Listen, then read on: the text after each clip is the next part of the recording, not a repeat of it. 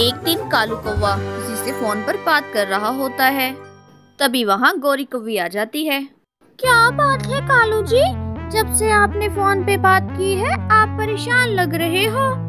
गौरी जी, आपको पता है हमारी मुंबई वाली मौसी यहाँ आ रही है, वो भी रहने।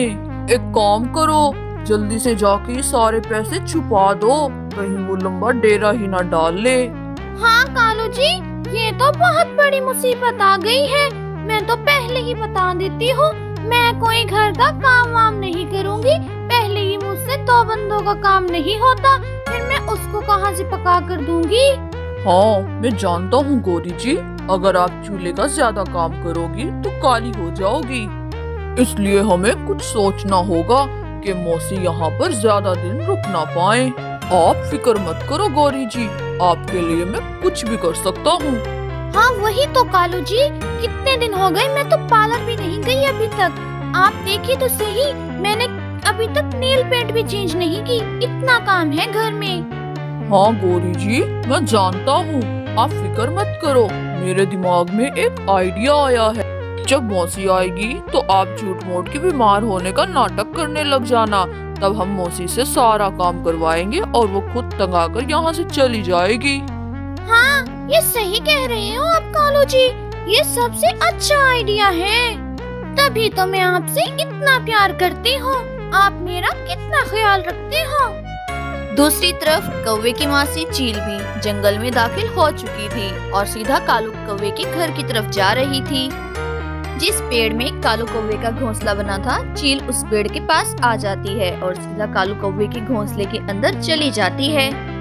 अरे आइए मौसी, आप ही का इंतजार था। कालू कौवे ने रास्ते में इतने सारे कपड़े बखेरे होते हैं कि चील उनसे टकराकर गिर जाती है। अरे ये क्या कर रखा है तुम लोगों ने, सारा घर बखेरा हुआ है।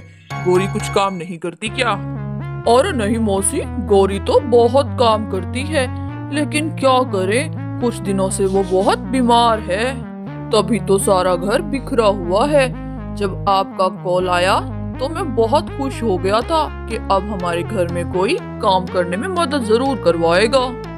क्या ये मेरी कोई उम्र है काम करने की? अच्छा लगता है क्या? बहू का काम होता है सास की खिदमत करना। मैं तुम्हारी माँ नहीं तो क्या, मौसी माँ तो हूँ ना। चलो गौरी को कहो कि मेरे लिए चाय बना कर लाए। अरे मौसी, अभी तो आपको बताया है गौरी की तबीयत खराब है, वो भला चाय कैसे बनाएगी? कुछ दिन की तो बात है मौसी, एक बार गौरी ठीक हो जाएगी फिर वो आपका सारा काम किया करेगी। तब तक के लिए घर का थोड़ा सा काम संभाल लो ना मौसी। बस थोड़ा सा ही तो काम करना होता है। दिन में 3 वक्त का खाना बनता है, खाना हम लकड़ियों पे बनाते हैं, जंगल में गैस नहीं आती है, और हर रोज कपड़े साथ के साथ धो देते हैं, ताज़ा पानी कुएं से बार बार लाकर पीते हैं, और दिन में से 3 बार घर की झाड़ू लगानी होती है, 2 बार गाय को घास डालना होता है, और रोज के बर्तन रोज ही धो डालते हैं। तभी चील गुस्से से बोलती है, बस ये क्या जरा सा काम है क्या? चील अपने दिल में सोचने लगती है, ये कालू कौवा तो जरूरत से ज्यादा होशियार बन रहा है। 3 बंदों का काम करने से अच्छा है मैं अकेली अपना ही काम कर लूं और अपना अलग घर बसा लूं। फिर चील मौसी कालू कौवे को कहती है, कालू कौवे, वैसे तो मैं तुम्हारा ये सब काम कर देती, काम करने से क्या होता है, कोई मरता तो नहीं, लेकिन मैं यहाँ अपना अलग घर बसाने आई हूँ, तुम्हारे घर में रहने तो नहीं आई ना। अब भला मैं एक साथ 2 घरों का काम कैसे कर सकती हूँ? कौवा ये सुनकर खुश हो जाता है और दूसरी तरफ कामचोर चील मौसी भी घर से बाहर आ जाती है। ओह, अब मैं कालू कौवे के घर से तो आ गई हूँ, लेकिन अपना घोंसला कैसे बनाऊं? मैं इतना सारा काम कैसे करूं? कहाँ से लकड़ियाँ जमा करूं? हाँ, एक काम करती हूँ, जंगल में किसी गरीब पंछी के घर पर कब्जा कर लेती हूँ, उसे डराकर। उसके बाद चील जंगल के सारे पंछियों के घोंसलों में ताक झाक शुरू कर देती है। जो घोंसले उसे छोटे लग रहे थे वो उनके करीब तो जा ही नहीं रही थी। फिर अचानक उसे एक बड़ा आलीशान घोंसला पसंद आता है। हाँ, ये घोंसला एकदम सही है, मैं इसमें आराम से रह सकती हूँ और दरख्त के साए में भी है। ये घोंसला उल्लू का होता है।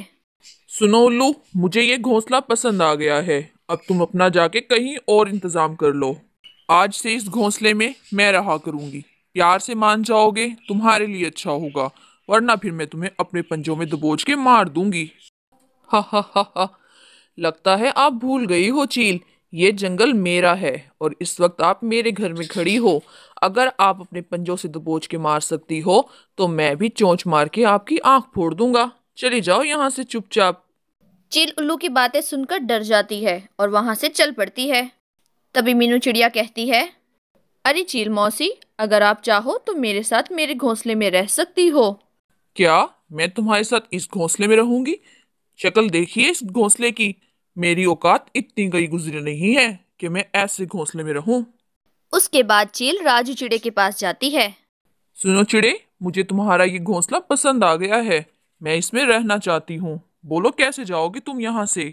अरे चील मौसी, इसमें तो कोई लड़ने की बात ही नहीं है। अगर आप इस घोंसले में आ सकती हो तो रह लो, लेकिन ये घोंसला मेरे हिसाब से आपकी साइज जितना नहीं है। ये घोंसला छोटा है। हाँ, शायद तुम ठीक कह रहे हो।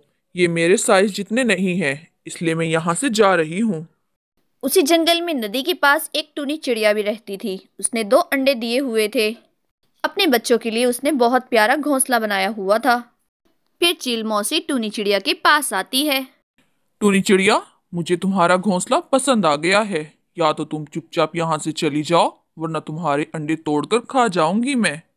अरे चील मौसी, ये क्या कह रही हैं आप? ये तो मेरा घर है। मैं अपने बच्चों को लेकर कहाँ जाऊंगी? मेरे अंडों से बच्चे निकलने वाले हैं। लगता है चिड़िया, तुम्हें मेरी बात समझ नहीं आई। मुझे लगता है मुझे तुम्हारे अंडे तोड़ने ही होंगे। अरे नहीं नहीं चील मौसी, ऐसा मत कीजिए। मेरे अंडे मत तोड़िए। ठीक है, मैं इनको यहाँ से लेकर चली जाती हूँ। उसके बाद टूनी चिड़िया अपने अंडों का घोंसला उठाकर वहां से चली जाती है। पर टूनी चिड़िया को समझ नहीं आ रहा होता वो कहाँ जाएगी। और चील बहुत मजे से टूनी के घर में कब्जा कर लेती है। चील दिल दिल में टूनी को बहुत बेवकूफ कह रही थी। टूनी चिड़िया रोती रोती अपने अंडों को उठाकर नदी के पास आ जाती है। अब मैं क्या करूं? मेरे अंडों से तो बच्चे निकलने वाले हैं। मैं अपने बच्चों को लेकर कहाँ जाऊं? मेरे पास तो कोई रहने का ठिकाना भी नहीं है। तभी अचानक से नदी में बहता हुआ एक फूल का घर आता है और वो एक किनारे पर आकर लग जाता है। अरे, ये तो एक घर है। बहुत सुंदर है। अंदर जाकर देखती हूँ क्या है इसमें। टूनी चिड़िया घर के अंदर आ जाती है। अंदर तो बहुत सुंदर सा नजारा था। अरे वाह, ये तो एक सुंदर सा घर है। मैं यहाँ पर अपने बच्चों के साथ आराम से रह सकती हूँ। उसके बाद टूनी चिड़िया अपने अंडों को भी घर के अंदर ले आती है। दूसरी तरफ चील, जिसने टूनी चिड़िया के घर पर कब्जा कर लिया था, अब उसका हाल जानिए। जिस टहनी पर टूनी ने घर बनाया हुआ था वो अचानक से जोर जोर से हिलने लगती है। साथ के साथ घर भी हिलने लगता है और अचानक से टूटकर घर और टहनी नीचे गिर जाते हैं। साथ में चील भी गिरकर मर जाती है।